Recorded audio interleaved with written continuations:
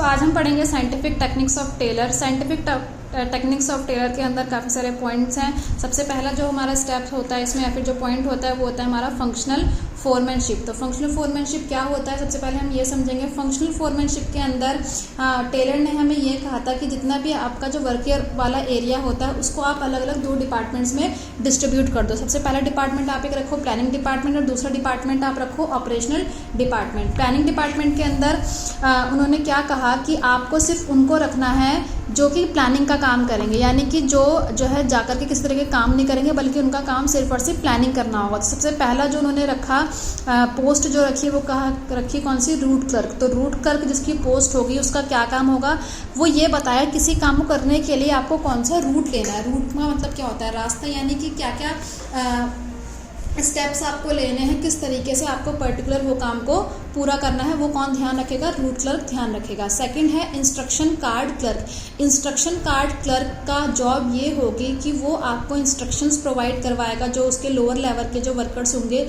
उनको instruction provide करवाया जाएगा कि रूट क्लर्क के अंदर जो उनको काम बताया गया है कि उनको वहाँ तक पहुँचना है, तो वहाँ तक पहुँचने के लिए उन्हें किस किस तरीके से इंस्ट्रक्शंस को लेकर के वो वहाँ तक पहुँचेंगे, तो वो कौन डिसाइड करेगा, इंस्ट्रक्शन कार्ड क्लर्क। थर्ड है हमारा टाइम एंड कॉस्ट क्लर्क। अब ये तो नाम से ही पता लग रहा है कि जो रूट क्लर्क ने हमें रास्ता बताया था कि हाँ हमें वहाँ तक पहुँचना है, उस काम को करने में हमें टोटल कितना टाइम लगना चाहिए और हमारी टोटल कितनी कॉस्ट लगनी चाहिए, इस चीज़ के ऊपर कौन ध्यान देगा, time and cost clerk. Time का मतलब होता है समय और कॉस्ट का मतलब होता है लागत, यानी कि उस काम को करने के लिए हमें कितनी इन्वेस्टमेंट करनी पड़ेगी।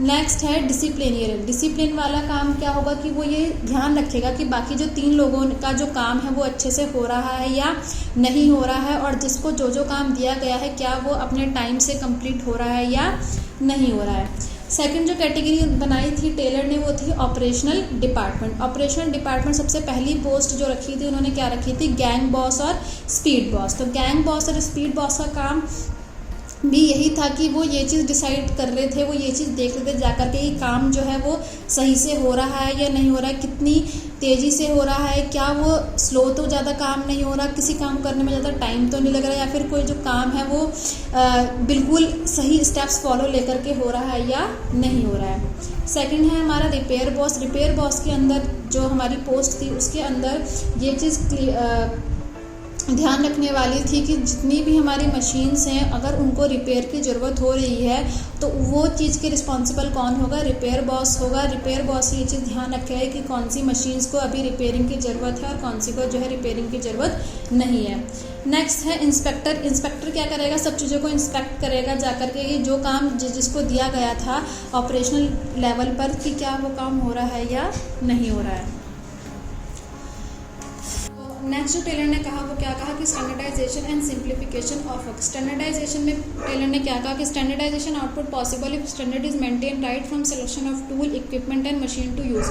टेलर ने कहा कि अगर आप स्टैंडर्डाइजेशन करना चाहते हैं तो आपको बिल्कुल ये चीज़ स्टार्टिंग से ही फॉलो करनी होगी। स्टार्टिंग में कहाँ से कि आप कौन से टूल्स का यूज़ करने वाले हैं उस प्रोडक्ट को बनाने के लिए, कौन सी इक्विपमेंट का यूज़ करने वाले हैं और कौन सी मशीन्स का यूज़ करने वाले हैं। स्टैंडर्ड का मतलब क्या होता है कि एक स्टैंडर्ड सेट कर देना, कि एक क्वालिटी जो है फिक्स कर देना, या फिर किसी जो हमारे प्रोडक्ट हैं उन प्रोडक्ट का सबका जो शेप है, साइज़ है, कलर है वो सेम रहना चाहिए, मतलब उस कैटेगरी में सेम रहना चाहिए। ऐसा नहीं है कि अगर एक ही पेन को अगर दो अलग अलग कस्टमर खरीद रहे हैं तो किसी एक के पेन का साइज़ अलग है और किसी दूसरे के पेन का साइज़ अलग है, तो उसे हम गलत स्टैंडर्डाइजेशन कहते हैं। तो एक स्टैंडर्ड सेट करने का मतलब होता है कि जो हमारा प्रोडक्ट है वो बिल्कुल एक स्टैंडर्डाइज बिल्कुल इक्वल होना चाहिए। नेक्स्ट उसने क्या कहा, सिंप्लीफिकेशन। सिंप्लीफिकेशन में क्या कहा, simplification emphasis on elimination of unnecessary diversity of product size and type. कि सिंप्लीफिकेशन का मतलब होता है कि आप एलिमिनेट कर दो, आप ख़त्म कर दो किनको, जो कि है अननेसेसरी डाइवर्सिटी ऑफ प्रोडक्ट की। अगर आपने किसी प्रोडक्ट को ज़रूरत ना होते हुए भी उसको ज़्यादा डाइवर्सिटी दे रखी है, यानी कि उसके आपने अलग अलग और पार्ट्स बना रखे हैं, तो उसको बिल्कुल ख़त्म कर दो। किसी चीज़ का जो साइज़ है, जो टाइप है, आप जो नेसेसरी नहीं, यानी कि जो हमारा कस्टमर पसंद ही नहीं कर रहा है और या फिर जिसकी हमें ज़रूरत नहीं है, तो जो चीज़ बिल्कुल भी ज़रूरत नहीं है उसको हमें क्या कर देना चाहिए, उसको एलिमिनेट कर देना चाहिए। और जो भी हमारा काम करने का तरीका है वो बिल्कुल क्या हो जाना चाहिए, सिंपल हो जाना चाहिए। सिंपल होने की वजह से अगर हमारा कोई न्यू वर्कर है वो हमें ज्वाइन कर रहा है तो उसको उस काम को सीखने के लिए ज़्यादा टाइम भी नहीं लगेगा और हमारी कॉस्ट और टाइम जो है ट्रेनिंग के ऊपर बिल्कुल कम हो जाएगी। थर्ड उन्होंने बताया फटीग स्टडी। फटीग स्टडी का मतलब होता है थकान, यानी कि हमें थकान, जो हमारे वर्कर्स हैं वो कितना थक रहे हैं, उनकी थकान को हमें किस तरीके से मेंटेन करना है, ये भी चीज़ें हमें उसमें उन्होंने कहा कि हमें उसके ऊपर ध्यान देना चाहिए। तो this techniques of scientific management is conducted to find out the frequency of rest interval. तो इस तरह की स्टडी को उन्होंने करने के लिए क्यों कहा कि सबसे पहले उन्होंने कहा कि आपको ये पता करना पड़ेगा कि जो उनके रेस्ट के इंटरवल से उसकी कितनी फ्रीक्वेंसी होनी चाहिए, यानी कि आपको उन्हें कितने टाइम के बाद जो है रेस्ट देना चाहिए। इसको हम ऐसे समझ सकते हैं कि जो अगर किसी का काम जो है ज़्यादा फिजिकल नहीं है, बस मेंटली है, उसको सिर्फ क्या करना पड़ता है, एक चेयर पर बैठ करके काम को करना पड़ता है, तो उसको जो है इतने इंटरवल्स की ज़रूरत नहीं होगी, उसको सिर्फ अगर दिन में एक बार भी इंटरवल मिलेगा तो उसका काम हो जाएगा। लेकिन अगर किसी का वर्क ऐसा है कि जिसको फिजिकली ज़्यादा मेहनत करनी पड़ रही है, तो हो सकता है कि हमें उसको दिन में कम से कम 2 या 3 इंटरवल्स देने पड़े।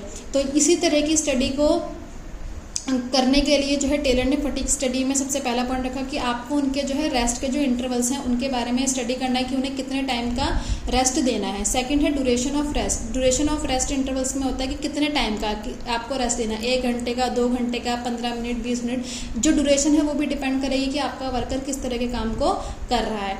और लास्ट है the number of rest intervals. The number of rest intervals का मतलब होता है कि आपको टोटल कितने रेस्ट देने हैं, जैसे कि पर डे के हिसाब से या फिर पर मंथ में कितने रेस्ट देने की आपको उनको ज़रूरत है।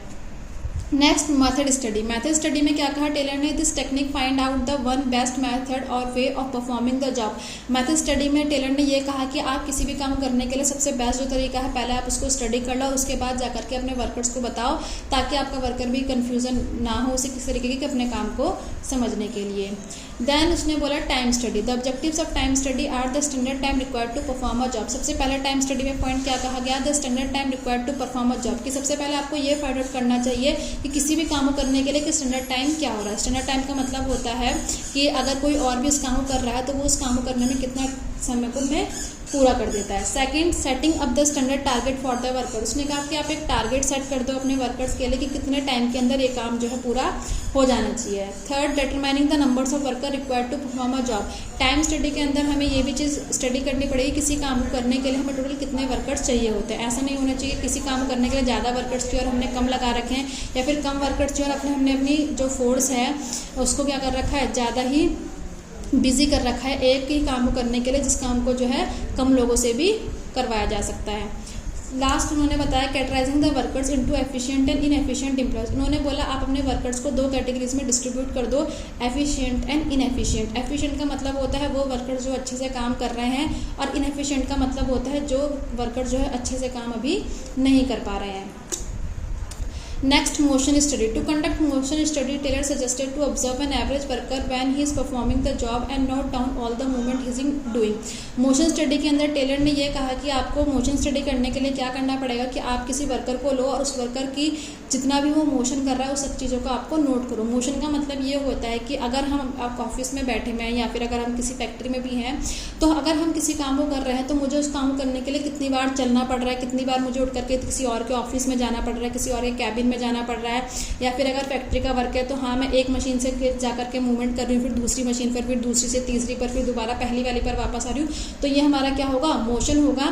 तो मोशन स्टडी के अंदर टेलर ने यह कहा कि आपको इस तरह की स्टडी करनी है कि आपके वर्कर का जो मोशन है वो कम से कम हो, क्योंकि मोशन अगर ज़्यादा होगा तो टाइम की वेस्टेज उतनी ही ज़्यादा होती है। Next, differential piece wage system. This technique emphasis on paying different rate of wages for efficient and inefficient employees.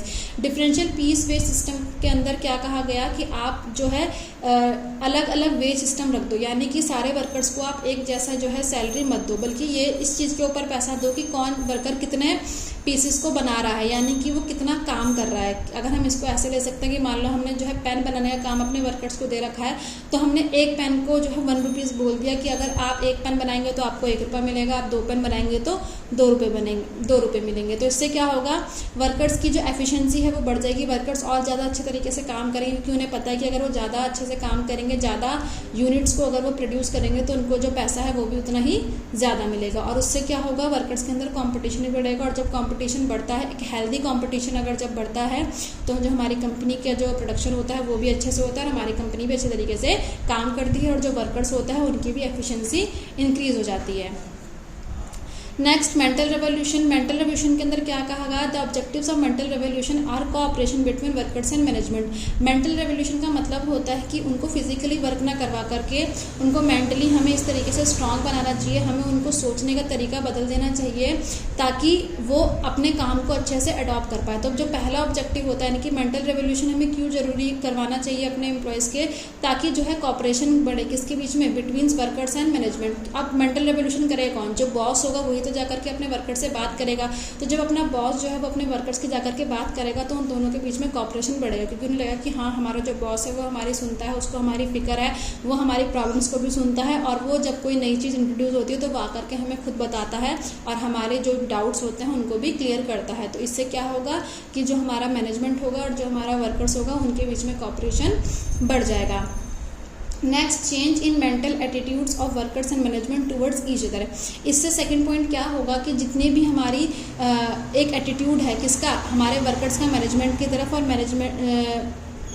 Workers का मैनेजमेंट की तरफ, वो क्या हो जाएगा, चेंज हो जाएगा। चेंज क्यों हो जाएगा, क्योंकि जब वर्कर्स को दिखेगा कि मैनेजमेंट जो है, जो भी हमारा मैनेजर है वो आकर हमारे साथ बातचीत कर रहा है, वो बिल्कुल उसे फिक्र है इस चीज़ की कि हम किस तरीके से चीज़ों को कर रहे हैं, और वो आकर के हमारे साथ क्या कर रहा है, रोज़ डीलिंग कर रहा है, हमारे साथ बातचीत कर रहा है। तो इससे जो हमारे वर्कर्स होगा उसका हमारे मैनेजमेंट की तरफ कैसा एटीट्यूड आ जाएगा, एक पॉजिटिव एटीट्यूड आ जाएगा, और उस पॉजिटिव एटीट्यूड के आने से जो वर्कर्स है वो बहुत ज़्यादा एफिशिएंट हो जाएगा और वो हमारे लिए और अच्छे से काम को करेगा।